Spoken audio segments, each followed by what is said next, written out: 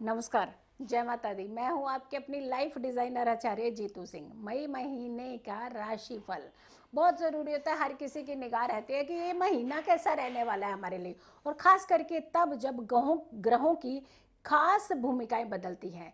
ग्रह अपने घर बदलते हैं, ग्रहों का चेंज बड़ा चेंज होता है। तो ऐसे में अपने राशिफल की तरफ आप लोगों की नज़र ज़रूर होनी चाहिए। मेष राशि की बात कर लेते हैं। मेष राशि वालों को क्या मिलने वाला है? मेष राशि वालों को कुल मिलाकर के नॉर्मल सिचुएशन ही बता रहे हैं, यानी बहुत ज़्यादा ना उतार होंगे ना चढ़ाव होंगे, क्योंकि मेष राशि का जो स्वामी है वो मंगल है। जबकि अप्रैल के महीने से 13 तारीख से जो संवत बदला था, अप्रैल के महीने में जो ग्रहों का बदलाव हुआ है, मंगल राजा भी बन चुके हैं, मंगल मंत्री भी बन चुके हैं इस संवत के।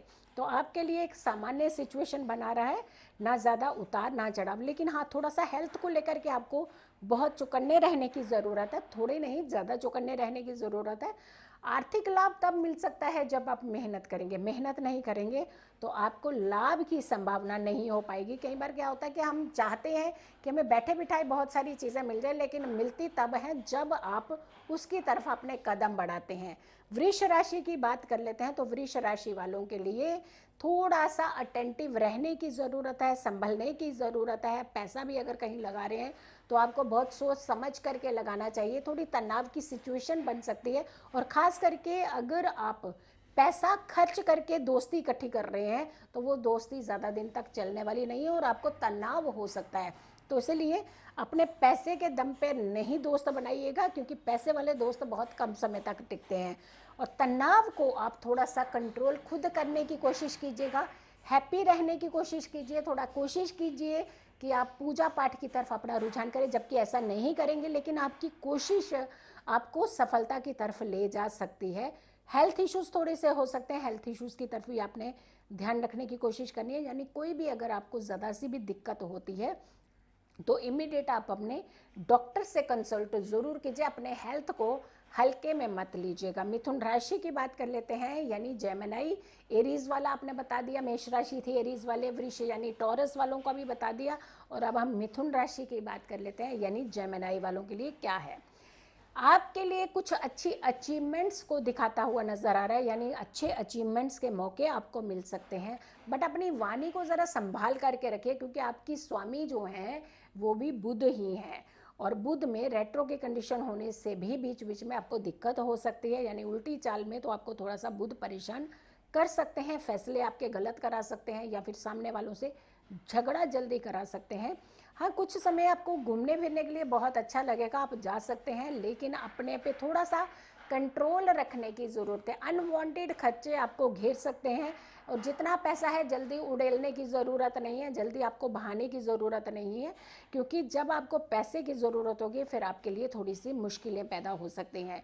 नौकरी में थोड़ा सा समझौता करने की ज़रूरत नहीं है, क्योंकि कई बार क्या होता है कि आपकी राशि वालों को खास करके जहाँ नौकरी लगी होती है तो वहाँ सेटिस्फेक्शन आपको कम होती है, तो आप बाहर भागने की कोशिश करते हो। तो ऐसा ना हो कि बाहर भागने के चक्कर में आप जो हाथ में नौकरी है उससे बाहर निकलना पड़े। तो ध्यान रखने की ज़रूरत है कि अपने आप पे कंट्रोलिंग की ज़्यादा ज़रूरत है। कर्क राशि की बात कर लेते हैं। तो कर्क राशि यानी चंचल राशि होती है, जल्दी कुछ पा लेने की इच्छा रखती हुई राशि होती है।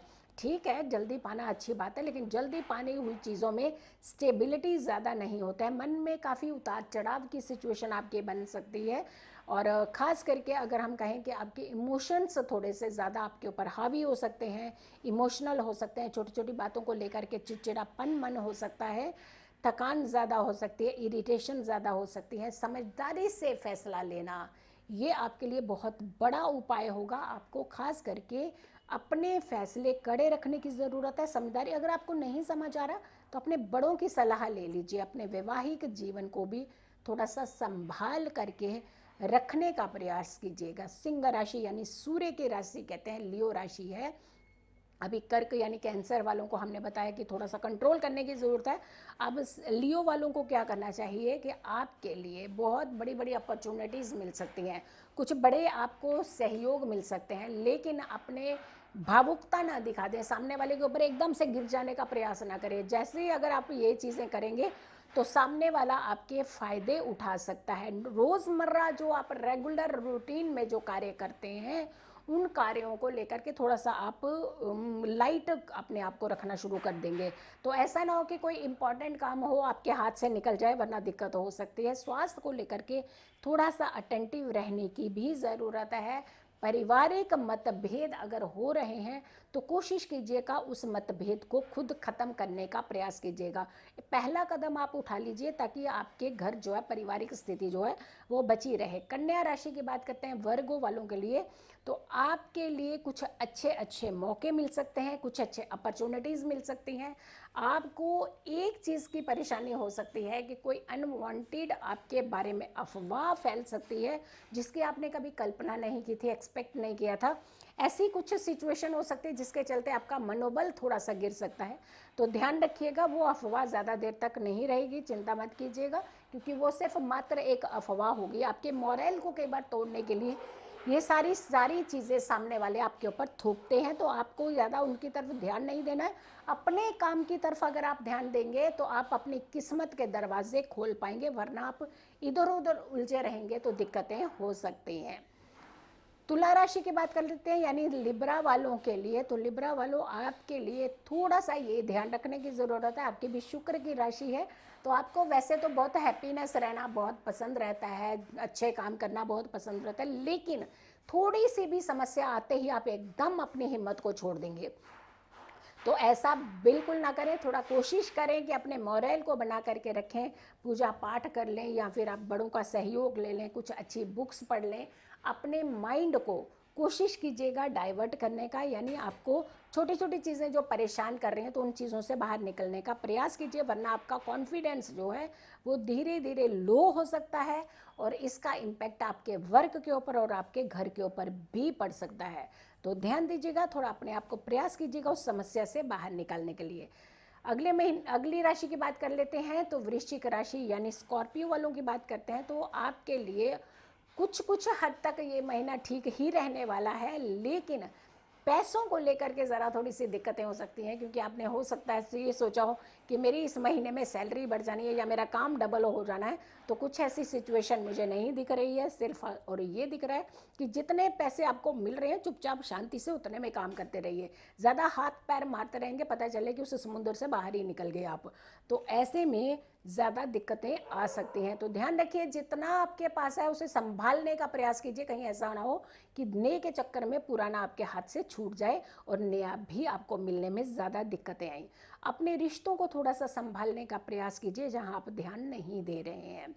धनु राशि की बात करते हैं सेजिटेरियस वालों के लिए। तो सेजिटेरियस वालों को तो अनवांटेड कहीं इधर उधर घूमने का चांस मिलेगा, यानी काम का सिलसिला होगा लेकिन भागना पड़ेगा आपको बार बार।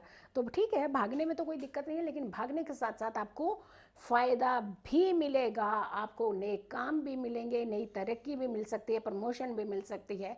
लेकिन मन के अंदर एक पॉजिटिविटी बना करके रखने का, क्योंकि कहीं कहीं कई बार होता है कि हमें चीज़ें अच्छी मिल रही होती हैं, हमारी नेगेटिविटी के चलते हमारी वो चीज़ें हमसे दूर होना शुरू हो जाते हैं। और ऐसे में अगर आप कुछ नया काम करना चाहते हैं तो कर सकते हैं।